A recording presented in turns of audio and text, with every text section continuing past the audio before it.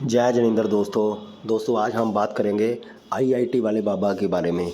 जी हाँ, उनकी जन्म कुंडली के बारे में हम चर्चा करेंगे। जो अभय कुमार आईआईटी बाबा के नाम से मशहूर है, उनकी जन्म कुंडली की डिटेल है 3 मार्च 1990। ये सूत्रों के माध्यम से उनकी डेट ऑफ बर्थ प्राप्त हुई है। टाइमिंग क्या है उसके बारे में हमें इतना ज्ञात नहीं है, लेकिन सूत्रों के अनुसार से उनकी मेष लगन की कुंडली है। लेकिन हम कोई भी कुंडली होती है, हम उसको चंद्र कुंडली से ही देखने का ज़्यादा प्रयास करते हैं। चाहे वो सेलिब्रिटी की कुंडली हो तो वो चंद्र कुंडली से ही देखनी चाहिए, या जीव लगन बनाकर बृहस्पति के हिसाब से देखनी चाहिए। लेकिन चंद्र कुंडली से ज़्यादा एक्यूरेसी आती है तो हम चंद्र कुंडली से ही कुंडली देखते हैं। लेकिन फिर भी हमारे पास जो मेष लगन की आएंगे, हम ग्रहों के हिसाब से उसकी स्थिति देखने का प्रयास करते हैं। आप देख रहे हैं कि ये मेष लगन की जो कुंडली है, उसके चौथे घर में केतु विराजमान है। चौथे घर का जो केतु होता है वो मन में वैराग्य की भावना भी पैदा करता है, अपनों से दूरी भी बनाता है, पारिवारिक जीवन में निराशा हताशा भी बनाकर अपनों से दूरी बनाने का योग रखता है। और चंद्रमा की राशि में है, और चंद्रमा उस भाव का स्वामी होकर उच्च राशि में दूसरे घर में है। उस पर राहु की दृष्टि होने के कारण अपनों से वियोग और अपनों से दूरी होने का योग बनता है।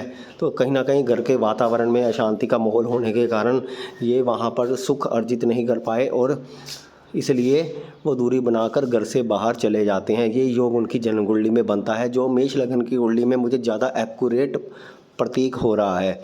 तो दूसरा इनकी योग है मंगल शुक्र और राहु का योग 10th हाउस में। ये युति आप बहुत सारे लोग देते हैं तो इस युति को गलत नज़र से भी देखते हैं, क्योंकि ये एक तरह का काम वासना या बहुत ही बिगड़ैल रूप कहा जाता है। लेकिन आपने देखा होगा जितने बड़े बड़े तपस्वी होते हैं उनमें मंगल और शुक्र की युति होती है। ये हठी योग होता है। हठ योग के कारण तपस्या करते हैं और बड़ी बड़ी सिद्धियाँ भी प्राप्त करते हैं।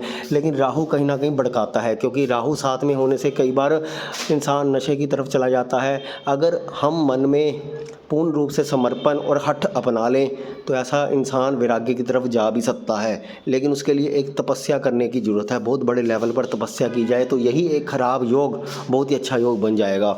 लेकिन इसकी दृष्टि जब चंद्रमा पर पड़ती है तो इल्यूशन पैदा करती है मन में। तो दो तरह की इंसान नीतियों में जीता है, ना वो घर का रहता है वो ना गार्ड का रहता है। यानी मन में संसारिक सुख भोगने की भी इच्छा रहती है और वैराग्य जीवन भोगने की भी इच्छा रहती है। तो यही युति इनके कुंडली में एक खराब युति है। अगर इस पर वो काबू पा लेते हैं तो बहुत बड़े लेवल तक ये सफलता अर्जित कर सकते हैं। और दूसरा, अगर हम देखें तो इनकी कुंडली में सूर्य और बुध का योग 11वें घर में है।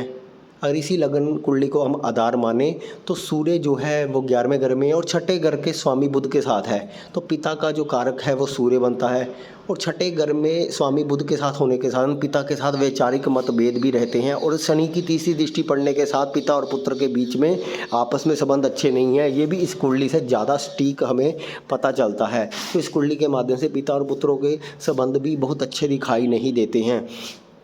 तो इनकी कुंडली में एक और ख़ास बात है कि जो वैराग्य के कारक ग्रह होते हैं वो 4 होते हैं, चंद्रमा, गुरु, केतु और शनि। तो ये चारों ग्रह आपस में कनेक्टेड हैं। लेकिन किस प्रकार से कनेक्टेड है? क्योंकि चंद्रमा के आगे यहाँ पे गुरु बैठा है, गुरु के आगे केतु बैठा है और केतु के आगे शनि बैठा है। तो लगातार ये ग्रह एक माला के रूप में बैठे हैं, और जो संसारिक ग्रह हैं वो दूसरी तरफ बैठे हैं। यानी जो स्पिरिचुअल ग्रह हैं वो एक तरफ हैं और संसारिक ग्रह एक तरफ हैं, जिस कारण एक दीवार खड़ी हो जाती है। जिस कारण ऐसे में शादी में भी बहुत देरी होने का योग बनता है ये योग के कारण। लेकिन ये वही है, इंसान ग्रस्त में बैठा हुआ साधु होता है, यानी दोनों तरफा उसकी सोच जाएगी। इसलिए पूर्ण रूप से वो समर्पण की भावना कहीं ना कहीं विचलित कर देती है और इंसान एक तपस्वी बनने से रह जाता है।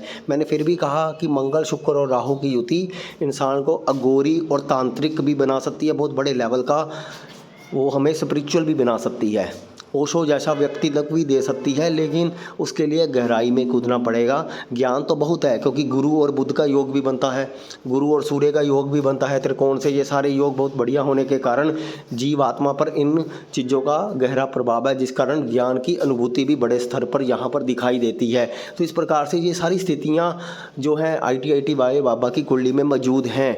और अगर इनका मूलांक भी देखें तो 3 नंबर बनता है, 3 और 3 मार्च का जन्म, तो बृहस्पति का प्रभाव इनकी कुंडली में है, लेकिन सिर्फ राहु के कारण ये डायरेक्शन लेस हो गई है कुंडली। और राहु और केतु की एनर्जी को अगर ये संभाल लेते हैं तो बहुत सिद्ध पुरुष भी बन सकते हैं आगे जाकर।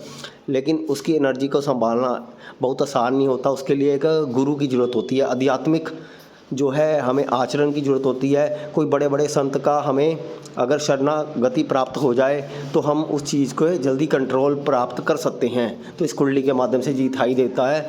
और दूसरा, इनकी जो बड़ी बहन भी थी वो जल्दी ही वो क्या कहते हैं शादी के बाद वो बाहर सेट हो गई थी, ऐसा हमें दिखाई देता है कि शादी के बाद वो फ़ौरन चली गई थी। तो ऐसे में जो चंद्रमा है वो मेल चार्ट में बड़ी बहन को दिखाता है, क्योंकि बृहस्पति होता है जीव के पिछले घर में जब गुरु है, उस जीव के पिछले घर में जो चंद्रमा है और चंद्रमा पर राहु का प्रभाव होने के कारण, मंगल का प्रभाव होने के कारण दिखाता है कि इसकी जो बड़ी बहन है वो शादी के बाद बाहर जाकर कहीं ना कहीं सेट हो जाएगी, बाहर जाकर अपने पति के साथ वो इंडिया छोड़कर बाहर रहेगी। तो ये युति भी इनकी कुंडली में बढ़िया दिखाई देती है, जिस कारण से ये प्रतीक होता है कि ये 3 मार्च 1990 की जो कुंडली है वो सही है। और मेष लगन काफ़ी हद तक मुझे सही लग रहा है, और ये लगता है इनकी जन्म कुंडली मेष लगन की ही होनी चाहिए, जो क्योंकि उनके जो फीचर्स हैं, जो चेहरे का हाव भाव है वो मेष लगन से ज़्यादा सही बैठता है। तो इस प्रकार से इस कुंडली का अध्ययन आप भी कर सकते हैं। मैं हमेशा कहता हूँ ग्रहों को पढ़ना सीखें, फलित करना नहीं। तो सिर्फ ग्रहों को पढ़ने के उद्देश्य से कुंडली को देखें, फलित करने के बहुत सारे तरीके जीवन में आते रहेंगे और आप उसमें अनुभव लेकर आगे बढ़ते रहेंगे। धन्यवाद। हमारे चैनल को सब्सक्राइब करें और वीडियो को लाइक करें और शेयर करें। धन्यवाद दोस्तों।